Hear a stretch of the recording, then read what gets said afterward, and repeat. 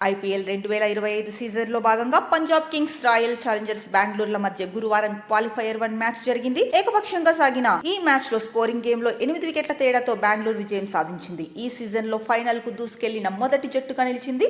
తొలుత బ్యాటింగ్ చేసిన పంజాబ్ కింగ్స్ 14.1 ఓవర్లలో కేవలం 101 పరుగులకే అవుట్ అయింది.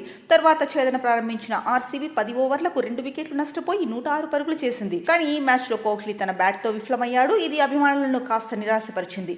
అయితే ఆర్సీబీ మాజీ ఆటగాడు ఏబీ డివిలియర్స్ మాత్రం విరాట్ కు మద్దతుగా నిలిచాడు. ఫైనల్స్ లో ఈ చేజ్ మాస్టర్ తప్పకుండా కీలక ఇన్నింగ్స్ ఆడతాడని జోస్యం చెప్పాడు. అలాగే ఆర్సీబీ తప్పకుండా ఐపీఎల్ ట్రోఫీని సొంతం చేసుకుంటుందని ధీమా వ్యక్తం చేశాడు. విరాట్ కోహ్లీ ఈ మ్యాచ్ లో పెద్దగా పరుగులు చేయలేకపోయాడు. అయినా ఇబ్బంది ఏమీ లేదు. అతడు ఖచ్చితంగా ఫైనల్ మ్యాచ్ లో కీలకమైన ఇన్నింగ్స్ ఆడతాడు. ఈ విషయంలో నాకు ఎటువంటి అనుమానమూ లేదు. అతడు ఆడుతుంటే చూడ్డానికి నేనెంతో ఆసక్తిగా ఎదురు చూస్తున్నానని ఏబీ డివిలియర్స్ అన్నాడు. అలాగే ఆర్సీబీ జట్టు గురించి కూడా అతడు తన అభిప్రాయాలను పంచుకున్నాడు. నాకు తెలిసి 2011లో ఐపీఎల్ టైటిల్ గెలిచేందుకు అద్భుతమైన అవకాశం ఉండేది. అలాగే అందరూ 2016 సీజన్ గురించి కూడా మాట్లాడుతున్నారు. కానీ గతాన్ని మర్చిపోవాలి. ప్రస్తుతం ఆర్సీబీ ఎక్కడ ఉంది? 2025లో ఫైనల్కు చేరుకుంది. టైటిల్ను కైవసం చేసుకునేందుకు చాలా చేరువలో ఉంది.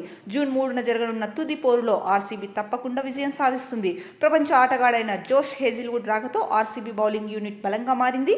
అతడు మాకు కీలకమైన ఆటగాడు. అలాగే భువనేశ్వర్ కుమార్ కూడా చక్కగా బౌలింగ్ చేస్తున్నాడని డివిలియర్స్ అనలైజ్ చేశాడు.